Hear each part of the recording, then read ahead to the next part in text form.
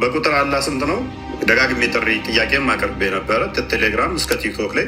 ቴሌግራም ላይ አንድ ልጅ ብቻ ነው የሞከረው ለመመለስ። መጨረሻ ላይ ግን እንደማዋጣው ሲያውቅ እሱም ከዋብያ ወደ ሀባሽነት ቀየርኩት ማለት ነው። ከዛ የመጀመሪያ የሰራው ፐርሚስ ግን የዋብያዎችን አስተምሮ ስለሆነ ዘ የመጣው ያንን መልሼ ሳመጣበት በቃ እናቁም አለ ማለት ነው። የዋብያዎቹ አላህ በአካል ደረጃ ስንት አላህን እንደሚያመልኩ እንኳን አያውቁም። ደጋግመን አሳይተናል። ዝም ብለው አንድ ይላሉ። አንድ ምንድን ነው ዲፋይን አድርጉ ሲባሉ ዲፋይን አድርጉ። አይ አላሁ ሰመድ ተብለናል። ቁል አላሁ አሐድ ተብለናል። ኦኬ እሱ መጠጊያ ነው፣ እሱ አንዱ ነው። ምንድን ነው አንዱ? አንዱ ማለት ምንድን ነው? አካሉ ነው አንድ?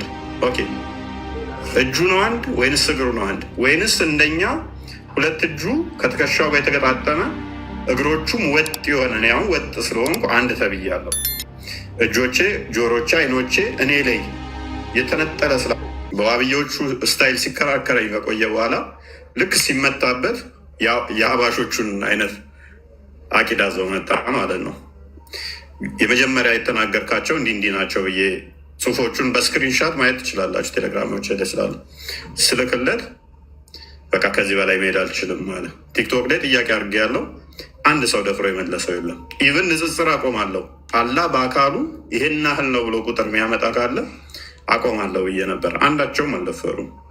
ኤኒዌይስ ዛሬ ግን የምንመለከተው ሱራ 9:30 ላይ የሚገኘው መሰረት በማድረግ ኡዘይር አይሁድ ኡዘይር ያላ ልጅ ነው ቻለች። ክርስቲያኖች አልመሲህ ኢሳ ያላ ልጅ ነው አሉ። ይህ በአፎቻቸው የሚናገሩ ቃላቸው ነው። ከዚህ በፊት የካዱ ሰዎችን ቃል ያመሳስላሉ። አላህ ያጥፋቸው፣ ከእውነት እንዴት ይመለሳሉ የሚል ሴንቴንስ አለ ሱራ 9 ሱረት ተውባ ላይ 30ኛው ሀያ ላይ ማለት ነው። ይህ ክፍል ብዙ ችግሮች ያሉበት ነው። ዛሬ የምንመለከተው ግን ሞር ፎከስ አድርገን ሱራ 9:30 ከልጆች አንጻር ሳይሆን ከእኛ አንጻር ሳይሆን አሁን ደግሞ ከአይሁዶች አንጻር ደግሞ እናየዋለን። አይሁዶች እዝራን ነው አምላክ ያላህ ልጅ ነው፣ ስለዚህ አምላካችን ብለው የሚያምኑት እዝራን ነው ብሎ ይለናል ቁርአኑ። ሀዲስም ላይ አለ። በቂያማ ቀንም አይሁዶች አላህ ይጠይቃቸዋል። ክርስቲያኖቹን ሲጠይቃቸው ማንን ነው የምታመልኩት ሲላቸው ኢሳን ያላህን ልጅ ይሉታል። ሂዱ ጋነም ብሎ ይልካቸዋል። አይሁዶችን ይጠራና ደግሞ አይሁዶችንስ ማን ነው የምታመልኩት ሲላቸው እንትና እዝራን ያላህን ልጅ ይሉታል። አይ አላህ ሚስት የለውም፣ ሚስት ሳይኖረው ልጅ እንዴት ይኖረዋል? ሂዱ ጋነም ይላቸዋል። በየጊዜው ፕሮፋይል ጠፍታ ነበር ሰሞኑን ደስ ስለሚለኝ ነው አልነበረ ከሜዳ ወጥቼ ነበር። ምነው በሰላም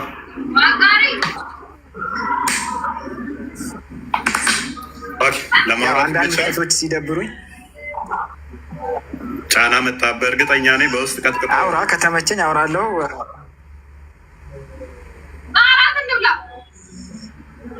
ወይ ምን ነበር ያነሳሁት ላይ እዝራ በቂያማ ቀን አላህ አይሁዶችን እና ክርስቲያኖችን ሙስሊሞችን ይከፍላቸዋል አይደለ?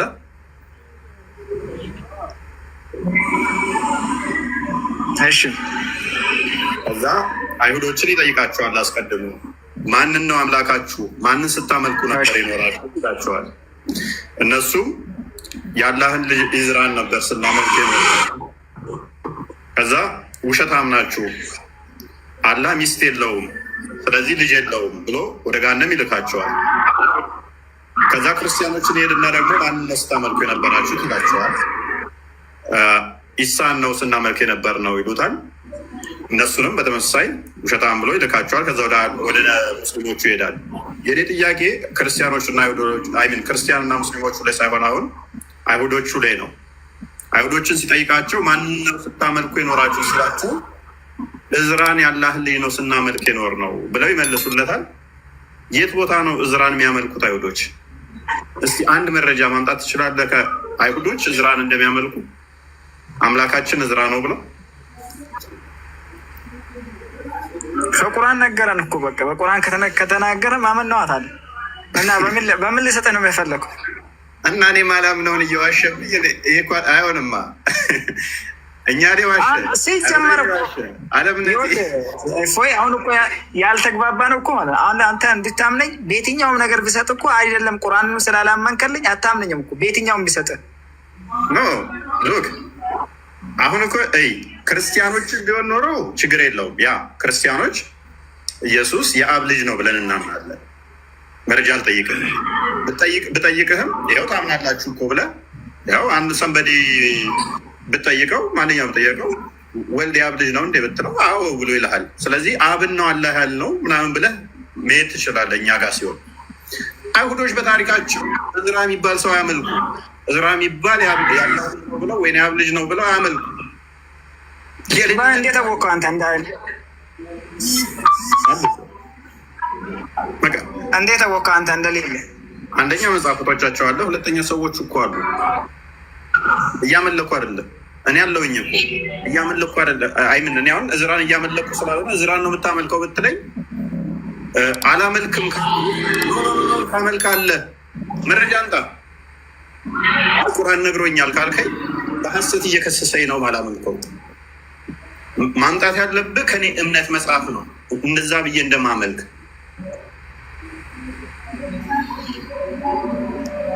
ይኸውልህ አሁን እኛ ላይ ያንተ መጽሐፍ ላይ አይደለም የተናገረው፣ እኛ ላይ ቁርአን ላይ ኡዘይር የአላህ ልጅ ነው ብሎ ይሁዳዎች እንደሚያመልኩት በጊዜው በነበሩ ሰዎች አላህ ሱብሓነሁ ወተዓላ ነግሮናል። ስለዚህ ያኔ የነበረውን አላህ ሱብሓነሁ ወተዓላ ስለነገረን አሁን ሊቀይሩት ይችላል። ያኔ ግን ኡዘይርን የአላህ ልጅ ነው ብሎ ያመልኩት ነበር በሰዓቱ ማለት ነው አይሁዶች። እና ያንን ደግሞ ሂስትሪ ከየትም ላመጣልህ አልችልም። ከቁርአን በላይ ደግሞ ማረጃ አልሰጥም። በመጀመሪያ ደረጃ ያኔ ብቻ ሳይሆን እስከ መጨረሻ ድረስ አይሁዶች የሚያመልኩት እዝራን እንደሆነ ነው ያስቀመጠው። አንተ ባልከው እንኳን ቤት አይደለም መጨረሻ አይልም።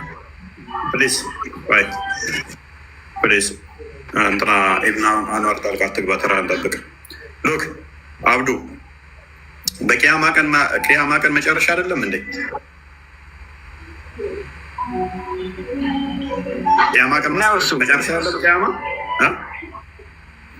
መጨረሻ ነው። ታዲያ ቅያማ ቀን እኮ ነው የሚጠይቃቸው።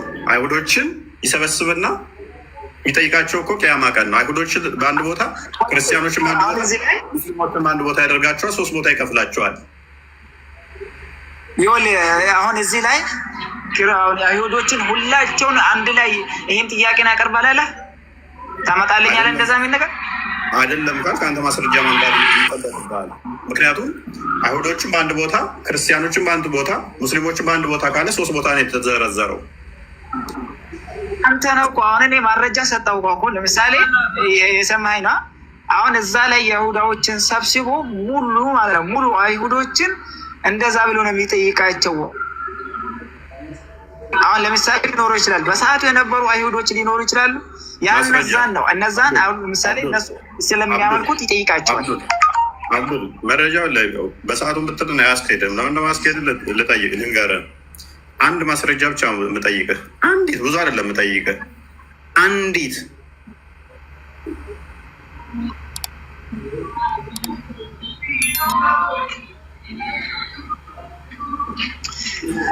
ይኸውልህ ነገርኩህ እኮ አሁን ለምሳሌ ኢየሱስን እናንተ ክርስቲያኖች እንደምታመልኩት ነግሮናል በቁርአን።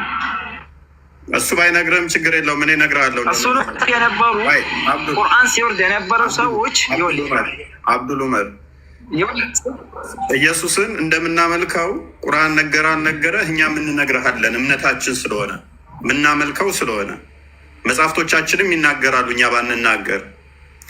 በታሪክ ውስጥ ያሉ ጽሁፎቻችን ይናገራሉ እኛ ባንናገር። ልክ እንደዛው አይሁዶች እዝራ የሚባል እንደሆነ አማናቸው ማስረጃ አናመልክም እያሉ ኖታ አመልካላችሁ። ይህ አስቸጋሪ ነው። እኛ ላይ እንደሚቀጥፈው አይነት አስተምሮ ይሆናል ማለት ነው። እኛ ለምሳሌ ሚስት አግብቶ ወለደ ብለን አንልም፣ ግን ሚስት አግብቶ ወለደ ብሎ እኛን የሚቀጥፍብን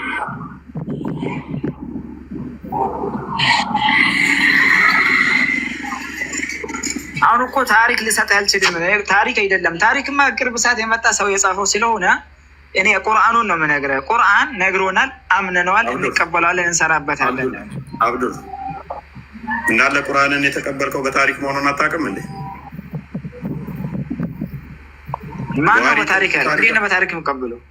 ኦኬ እንዴት ነው በታሪክ የምቀበለው አለ። ቁርአን ማን ጻፈው?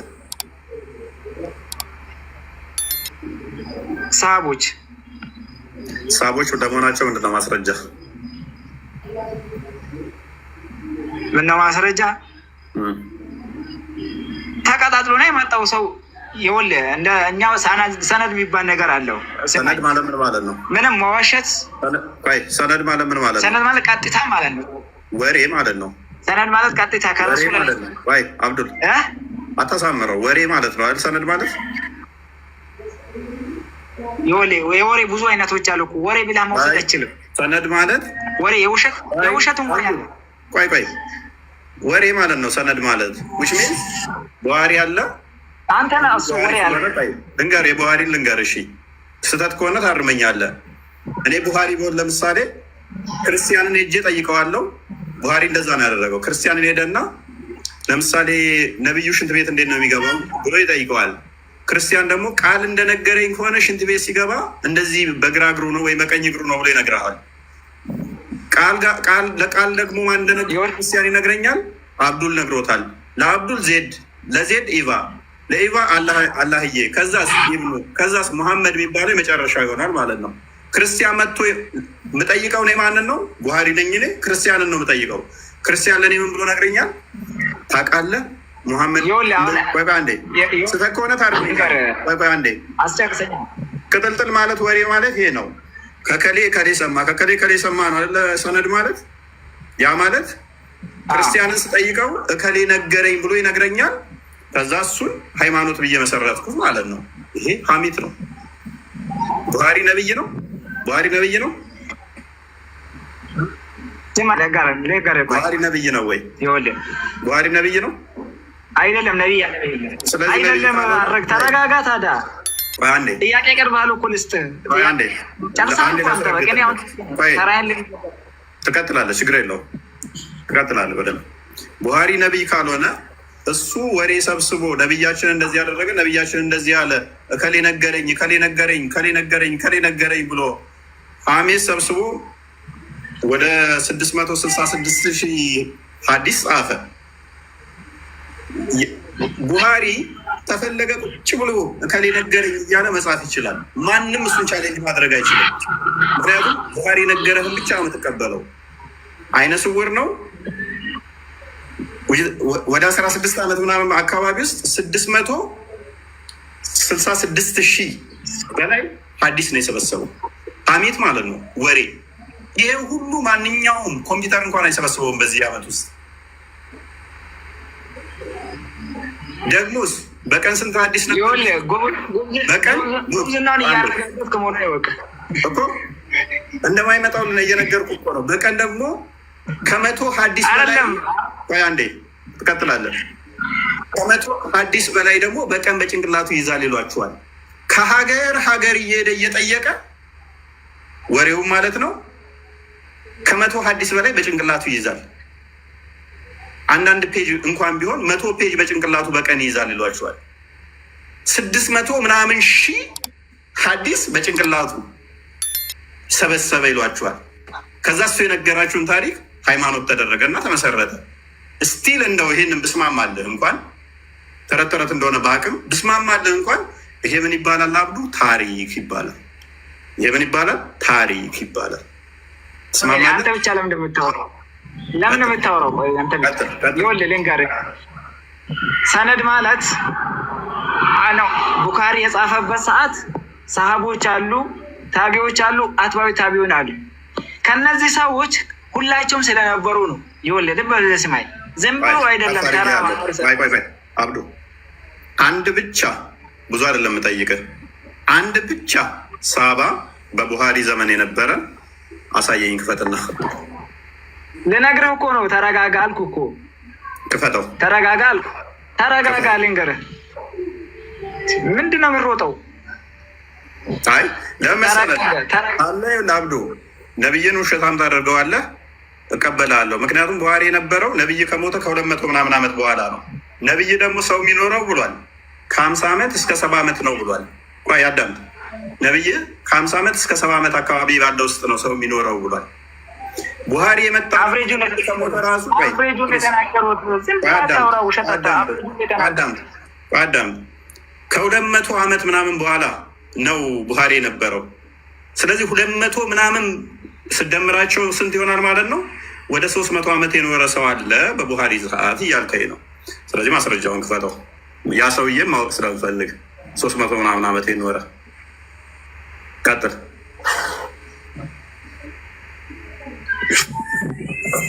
እየሰማኝ ነው? ቀጥል። ሳባዊ ኢክሪማ ነበሩ፣ ሙጃሂድ ነው። ማንኛው ሳባ ነበር? በቃ አንተ አውራ። እሺ በቃ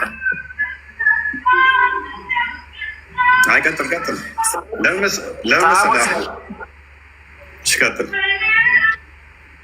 አውራ። ችግር የለም። ቀጥል። ለምን መሰለህ ጣልቃ እየገባሁበት ያለሁት? አብዱ ስህተት ሰርተሃል። ይህኛውን ታረም። ሳቦች አልነበሩም አሉ ካልክ ግን እንዳልኩ ነው። ነብዬ ጋር ትጋጫለህ። ፕላስ ደግሞ ሳባውን ጥቀስሴ እኔ የሞቱበትን ዘመኖችን ቼክ ማድረግ አልሰማኝም እኮ ያልኩህ ሰሃቦች ነበሯ። ሰሃቦች ለታቢዎች ያስተላልፋሉ፣ ታቢዎች ለአትባው ታቢን ያስተላልፋሉ፣ አትባው ታቢን ደግሞ ለተከታዮቻቸው ያስተላልፋሉ። እየጻፉት ነው የሚያስተላልፉት። እሱን የነገርኩህ እንጂ ቡኻሪ በራሱ ጊዜ የሰበሰበው አይደለም ሆነ ያስተላለፈልን። ምንጭ አለው ከማን እንደያዘው ማለት ነው። አብዱል አሁን አንድ ነገር አስተካክለ ሌላ ስተሰራ ደግሞ አሁንም ኦኬ። በቡሃሪ ሰዓት ሰሃቦች እንደሌሉ አመንክ ማለት ነው። አልቅድሙ ካላልኩ ሰሃቦች ነበሩ ነው ያልኩ። ሰሃቦች ነበሩ ከረሱሉ ስ ስለም በኋላ ከዛ አሉ ብለህ ነበር አሉ ብለህ ነበር እየሞገትከኝ የነበረው። አሉ የሉም ብትል ኖሮማ እዚህ ስማች አትሞግተኝም ነበረ። ኤኒዌይስ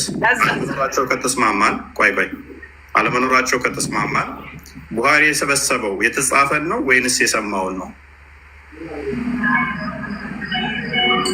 ሰሃቦች የተናገሩትን ሰሃቦች ያስተላለፉትን ሐዲስ እሱ ተቀብሎ ጽፎታል።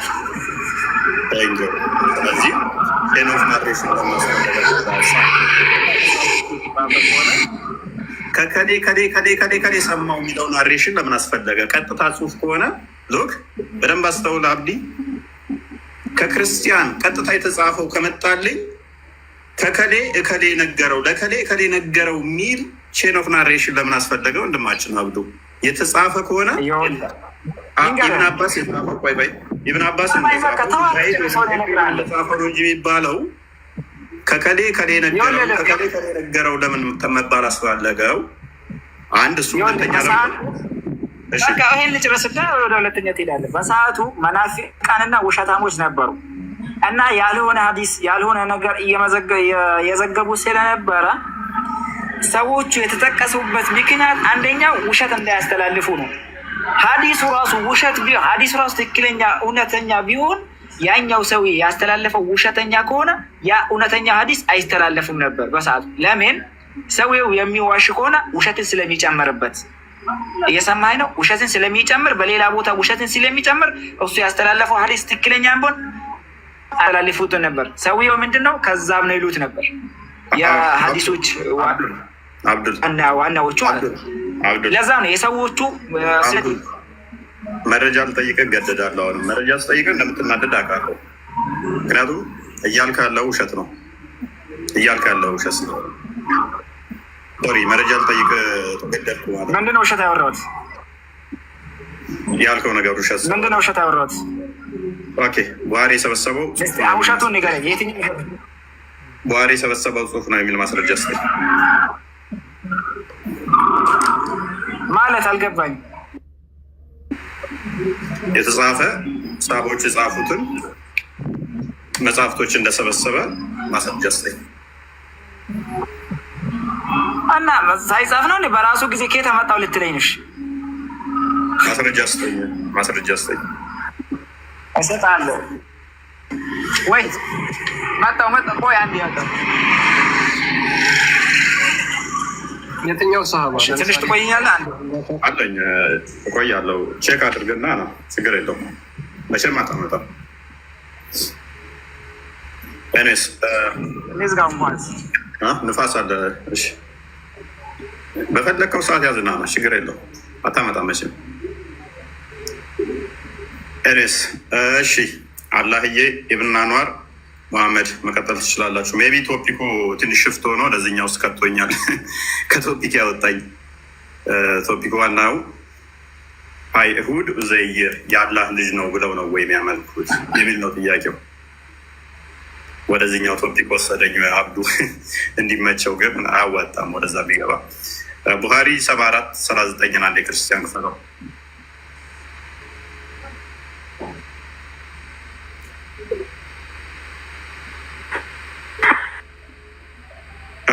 እዚህኛው ለቶፒክ ደመልና ትጠይቃለህ።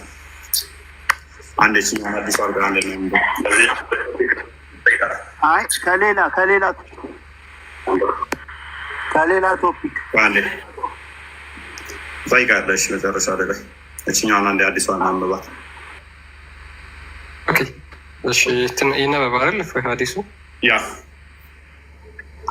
ሙስሊሞች በደንብ አዳምጡ። እንግዲህ እስልምና ምን ያህል ክሌም እንደሚያደርግ ክሌም እንደሚያደርገው ደግሞ ማስረጃ እንዴት ማቅረብ ይችላል፣ ኤቪደንስ አለው ወይ የሚለው ነው ዛሬ የምናየው። ግን ምንም ኤቪደንስ እንደሌለው ደግሞ እናሳያችኋለን። ሎክ ምን እንደሚል ማለት ነው።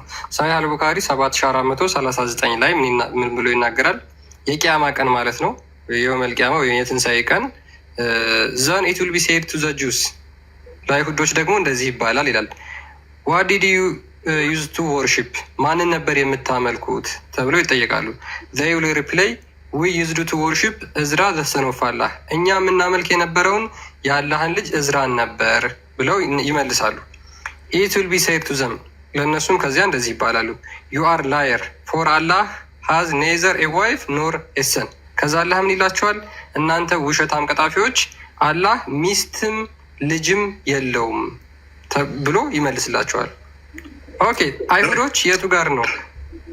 ቀጥልፈሽ ሎክ አሁን አላህ ቀጥታ የሚያያይዘው ኦልዌይስ ምንድነው? ልጅን ከሚስት ጋር ነው የሚያያይዘው። እኛንም ሲከሰን ከሚስት ጋር እያይዞ ነው። አላህ ሚስት ሳይኖረው እንዴት ልጅ ይኖራል ይላል። 6ኛው ሱራ 101ኛው አያን አንዴ ክፈተው። አላህ ሚስት ሳይኖረው ልጅ እንዴት ይኖረዋል? የችሎታ ጉዳይ ይጠይቃል ማለት ነው። የትኛውም ክርስቲያን አምላክ ሚስት አግብቶ ከዛ ልክ እንደ ሰውኛ ጨጉላ ቤት ገብቶ ተረግዞ ከዛ 9 ወር ተወለደ ሚል ክርስቲያን የለም። እኛ ወልድ ክርስቶስ አካላዊ ቃል በስጋ ማርያም የተገለጠው አስቀድሞ ከአብ ቃል ተወለደ ስንል ቃል የአብ ቃሉ የባህሪ ቃሉ ነውና ከሱ የሚወጣ ነውና ልጅ ብለን እንጠራዋለን እንጂ ይሄ ተምጦ የሚወለደውን እሳቤ አይደለም። የአብ የባህሪ ቃሉ ነው። ያ የአምላክ ቃል ደግሞ ፍጡር አይደለም፣ ከእርሱ የሚወጣ ነው ቃሉና ልጅ ብለን እንጠራለናል እንጂ ሚስት አግብቶ ምናምን ነገር ምን ይላል? እርሱ ሰማያትንና ምድርን ያለ ቢጤ ፈጣሪ ነው።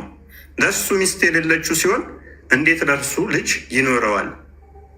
ሚስት ከሌለው ልጅ አይኖረውም ነው። ስለዚህ አይሁዶቹን ሄደና ማን ነው የምታመልኩት ብሎ ይጠይቃቸዋል። እዝራ ይላሉ። ሲመልሱ አይሁዶቹ እዝራ ነው የምናመልከው ያላህን ልጅ ይላሉ። እንዴ ሚስት ሳይኖረኝ ውሸታም ናችሁ እናንተ፣ ሚስት የለኝም ስለዚህ ልጅ የለኝም ብሎ ይላቸውና ገሃነም ይከታቸዋል። ደውሉ እስኪ። ከፍልስጤም ጎን ነን ማለት ብቻ ሳይሆን አይሁዶች እና እስራኤሎች ማንን ነው የሚያመልኩት? አንድ ኮል አድርጋችሁ እነኝህ እስራኤል የሚባሉት ከፍልስጤም ጋር ዘላለም የሚጣሉት አምላካቸው እዝራ ነው እንዴ ብላችሁ ጠይቋቸው። እስራኤሎችን ምንድነው የምታወሩት ነው የሚሏችሁ። ምንድነው ብትሉት እዝራ እንደ ማንኛውም ሰው ነው የሚለው፣ አምላክ አለው ብላ ነው የሚነግሯችሁ። ምን እያላችሁን ነው? አይ የምታመልኩት እናንተ እዝራን ነው፣ አምላካችሁ እዝራ ነው። መቼ ነው እኛ አምላካችን እዝራ ነው ያልናችሁ? ኖ ይኸው ቁርአናችን ነግሮናል። ቁርአናችን አይዋሽም። እናንተ አይሁዶች የምታመልኩት አምላካችሁ እዝራ ነው። ምን አይነት ክሌም ነው? ብያለሁ። ለምሳሌ ሰንበዲ ጋር ትሄዱና አንድ ጨዋ ልጅ ከቤት ወጥቶ ማያውቅ በቃ በጣም ዲሲፕሊን የሆነ ልጅ ሄዳችሁ ለምን ነው የምታጨሰው? አታጭስ። ለምን የምትጠጣው? አትጠጣ። ለምን የምትደባደበው? አትደባደብ። ልጁ እኮ ከቤት ወጥቶ አያውቅም። ሆነ እንኳን ሊጠጣ እንኳን ሊሰክር እንኳን ሊደባደብ ክፉ ተናግሮ አያውቅም። ኖ ኖ ኖ ኖ ኖ፣ አንተ ጠጪ ነህ፣ አንተ አጫሽ ነህ፣ አንተ ቃሚ ነህ። ልጁ እኮ ምን እንደሆነ ማጨስ ምን እንደሆነ አያውቅም። መቃምን ከቆሎ ጭቅም አያውቅም። ኖ ኖ ኖ፣ ቃሚ ነህ። ከዛ ሰንበድ ይመጣና ያንን ቃል ይደግመዋል። እንዴ የት ቦታ ነው ስቅም ያየኸው? እከሌ ሲል ሰምቻለሁ። ስለዚህ ቃሚ ነህ፣ ቃሚ ነህ፣ አትቃም። እከሌ መጽሐፉ ላይ አንብቤ ያለው አታጭስ።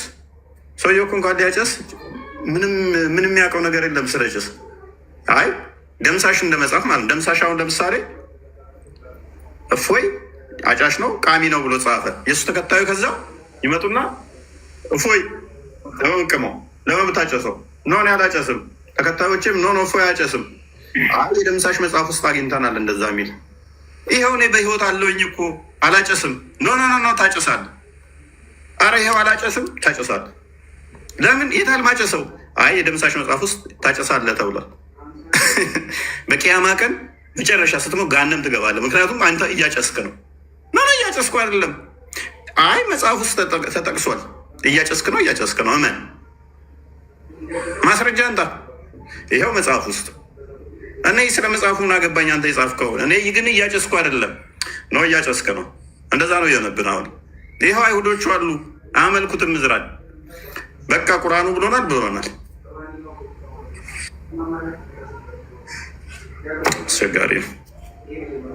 አስቸጋሪ ነው።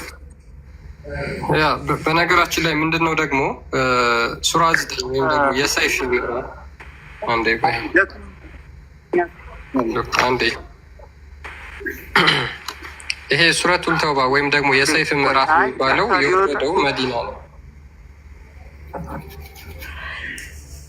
ይሄ የሰይፍ ምዕራፍ ወይም ደግሞ ሱረቱል ተውባ የሚባለው የወረደው ራሱ መዲና ውስጥ ነው።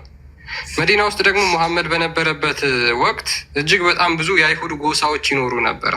ሙሐመድ ከመካ ከቁሬሾች ማለት ነው ወደ መዲና በሄደበት ሰዓት መዲና ውስጥ እጅግ በጣም በርካታ የአይሁድ ጎሳዎች ነበሩ የሚኖሩት። እነዚህ አይሁዳውያን ደግሞ የራሳቸው መጽሐፍ የሚመሩባቸው መጽሐፍቶች ነበሩ። ለምሳሌ ተውራት ዋናውና ሜጀር መጽሐፋቸው መለኮታዊ መጽሐፍ ብለው የሚከተሉት እሱን ነበር፣ ቁርአኑ እንደሚናገረው ማለት ነው። በጊዜው የነበሩ አይሁዶች መጽሐፉን የሚያነቡ እያለ ሙሐመድ ራሱ ይነግራቸው ነበር። መጽሐፉን እንደሚያነቡ ያውቃል፣ ተውራትን እንደሚያነቡ ያውቃል። ስለዚህ ይሄ ደግሞ መዲና ውስጥ በወረደበት ሰዓት ሙሐመድ መዲና ውስጥ እንደዛ ብሎ በተናገረበት ሰዓት አይሁዶች የቱ ጋ ነው አላህ ከሴት እዝራ የሚባል ሰው ወለድና ከዛ በኋላ አይሁዶች እሱን ያመልካሉ ወይም ደግሞ እናመልካለን ብለው የተናገሩበት የትኛው መጽሐፋቸው ላይ ነው? ይሄ ስቱፒድ የሆነ እኔ በጣም የሚገርም እኮ ነው። እነሱ ያላደረጉትን ክሌም አድርጎ ከዛ በኋላ ደግሞ እንደገና ክሱን ወደ እነሱ መልሶ እነሱን ደግሞ እንደገና በገሃነም እሳት እቀጣቸዋለሁ እያለ ይናገራል ማለት ነው። ይሄ ማለት ምን መሰላችሁ? ሙሐመድ አይሁዶችን በከንቱ ከሶ ሊያጠፋቸው ይህንን ነገር አደረገ። ስለዚህ መረጃ አላችሁ? አይሁዶች የቱ ጋር ነው አላህ ሚስት ይዞ እዝራ የሚባል ልጅ ወለደ፣ ከዛ በኋላ እሱን አምልኩት ያለው የቱ ጋር ነው? መረጃ አላችሁ? ቀጥሉ እስኪ መረጃ ካላችሁ።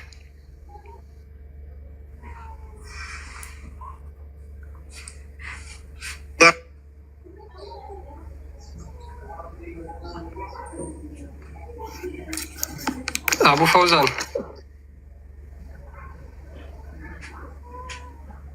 አቡ ፈውዛን ሙባረክ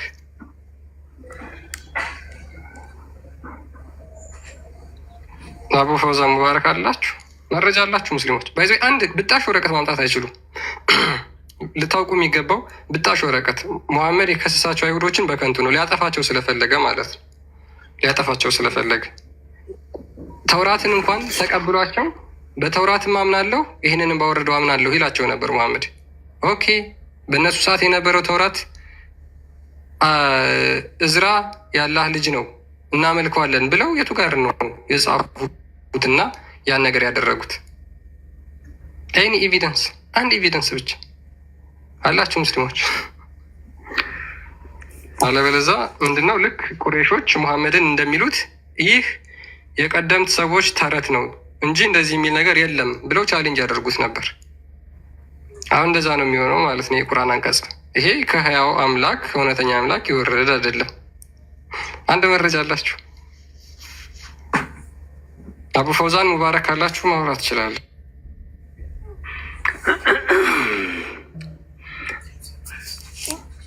ምንድን ነው? ምን እያወራቸው እኮ እንደሆነ እኮ ራሱ አልገባኝም። ምን እያላችሁ ነው? እስቲ ቆይ እስቲ ስለ አምልኮ ማለት ትንሽ ቁርአኑን ከፍ አድርገው እስቲ። እዚህ አንቀጽ ላይ ያለውን 30 አንቀጽ ላይ ያለውን ትንሽ ከፍ አድርገው። አምልኮ ከፍ አድርገው ዝቅ ሳይሆን ወደ ላይ ትንሽ 31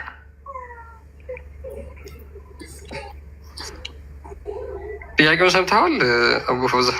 አዎ እስቲ አምልኮ ምን እንደሆነ ላስረዳት ነው። እዛው ቁርአኑ እስቲ ከፍ አድርገው። አንተ ከፍ አድርገው ወደ ላይ ቀጥል። አምልኮ ምንድን ነው?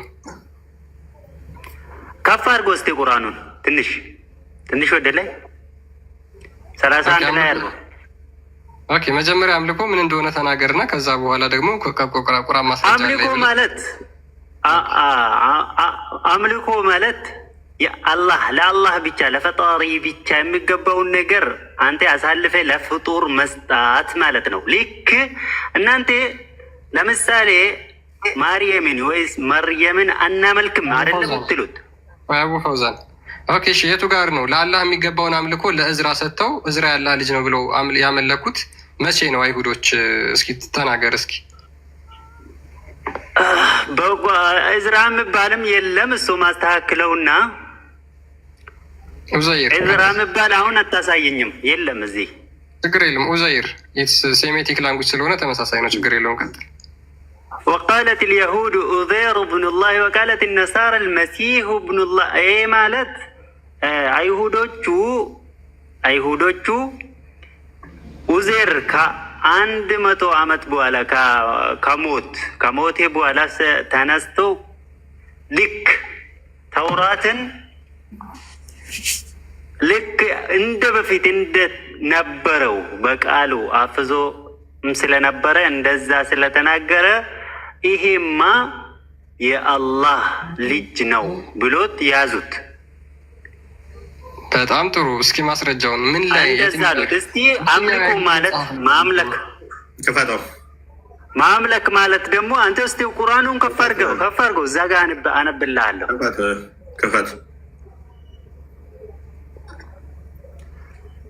ቁርአኑን ከፍ አድርግልኝ።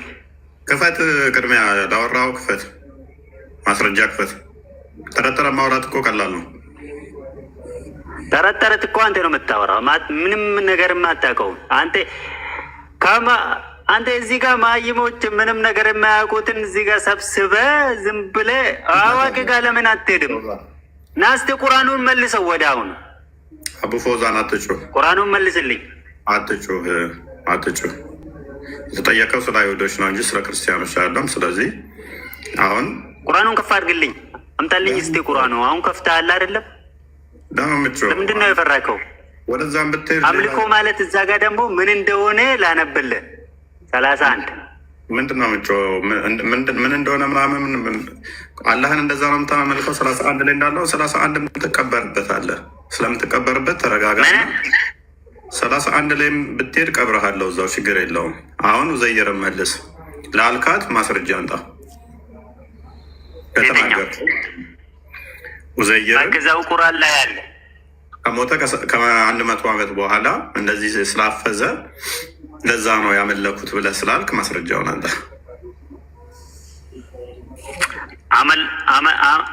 አመለኩት አለ እዛ ጋር የአላህ ልጅ ነው አሉት።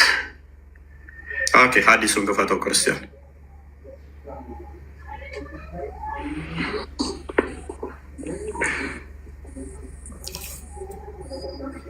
ማይል መስሎህ ነው የተማታ መልጠን ተረት የሚወራበት ሳይሆን እውቀት ያለዋቸው የሚገቡበት እና ሀዲሱ ደምታ ይኸው ቀጥል ክርስቲያን። እሺ ሳሂህ አልቡካሪ 7439 ሀዲስ ነምበር 7። የአረብኛውን አምጣ። የአረብኛውን ልተርጉምልህና ችግር የለውም። ከተሳሳተ አንተ ደግሞ አተርጉምልኝ። እኔ የአንቴን ትርጉም አልፈልግም። ኦኬ እሺ፣ በጣም ጥሩ ቀጥል። እስኪ አሁን ከዚህ ጀምሮ አንብብ ራሱ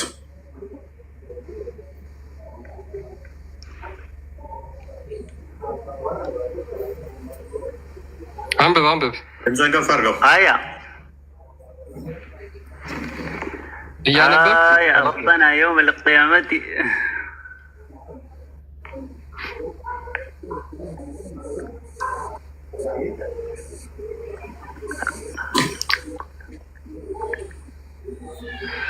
እና ይሄ እኮ ስለ አላህ ማየት ነው የሚያወራ። ቀጥል።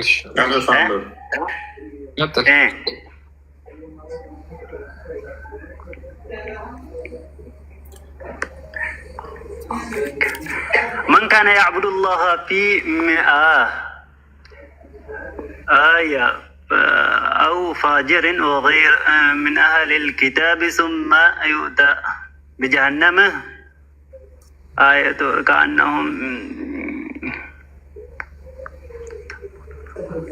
نعبد أزير بن الله فيقول